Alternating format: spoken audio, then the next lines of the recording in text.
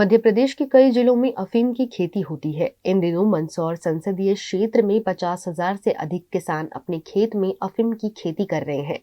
अफीम की फसल अब तैयार है और किसान डोडे से अफीम निकालने के काम में जुटे हुए हैं। मंदसौर, नीमच, रतलाम में उगने वाली ये अफीम 400 तरह की दवाई बनाने के काम आती है। सितंबर महीने में अफीम की बुवाई होती है और इन दिनों किसान अफीम में चीरा लगाकर अफीम निकालने के काम में जुटे हुए हैं। अप्रैल महीने में सरकार किसानों की इस अफीम को खरीदने का काम करेगी।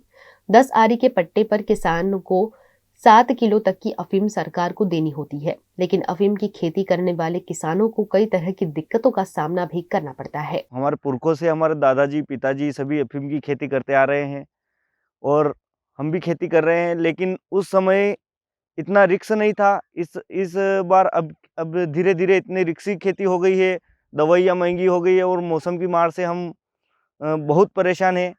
इसकी वजह से सरकार हमें 1500 और 2000 रुपए के भाव के पैसे देती है। हम इसमें 40-45 हज़ार रुपए की दवाई लगा देते हैं और उगाने में इतनी दिक्कत होती है। हम जाली लगा के चारों तरफ से घेर के झोपड़ी बना के यहीं रहते हैं और मज़दूरों के भी इतने हो गए हैं, रेट बढ़ गए हैं, तो हमें 1500 से 2500 रुपए के भाव मिलते हैं। इससे हमारे मतलब बिल्कुल ये नहीं होते और सरकार कहीं से माल अगर तस्कर को पकड़ते हैं तो उन्हें 2 लाख रुपए किलो के बताती है। संकट तो अनेकों प्रकार के हैं किसानों को। जैसा कि आप अभी खेत में आए हैं तो आपने भी देखा है कि हमने कितनी मुसीबतों से इस खेती को हम कर रहे हैं, फिर भी सरकार हमको उचित दाम नहीं दे रही है।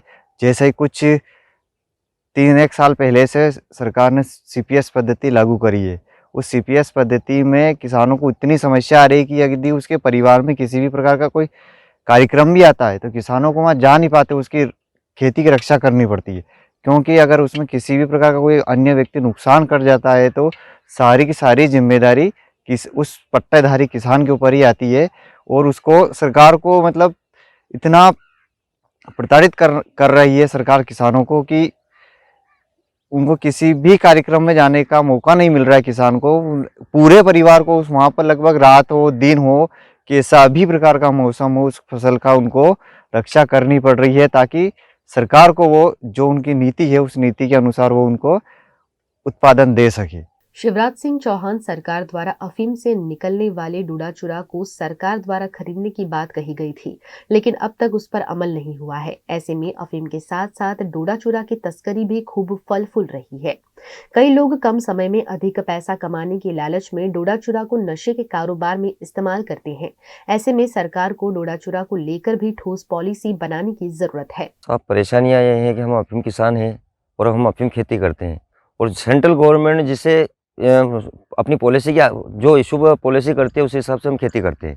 न तो एरिया ज़्यादा करते हैं न कम करते हैं। जितना अगर 1 इंच भी एक पौधा भी हम बाहर नहीं रखने देते।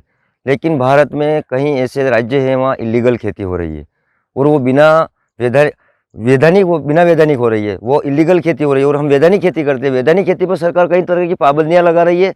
यदि अगर सरकार और नारकोटिक्स विभाग को पाबंदी लगानी है तो इलीगल खेती पर लगाए। अरुणाचल, असम, मेघालय, मिजोरम, वहाँ कई प्रकार की इलीगल हज़ारों हेक्टेयर में अफीम खेती होती है और हम जो खेती करते हैं वो 1/3 है। वहाँ पे वो 100% में खेती कर रहे हैं और हम 30% में कर रहे हैं। तो जब 30% पर इतने सारे नियम थोपे जा रही है तो वो उस खेती को बंद करना चाहिए। और इस अफीम से कई प्रकार की जीवन रक्षक दवाइयाँ बनती है, कैंसर के रोग की निवारण दवाइयाँ बनती है। तो हम तो सरकार को 2 लाख रुपए किलो की अफीम 1500 से 2500 रुपए किलो में दे रहे हैं।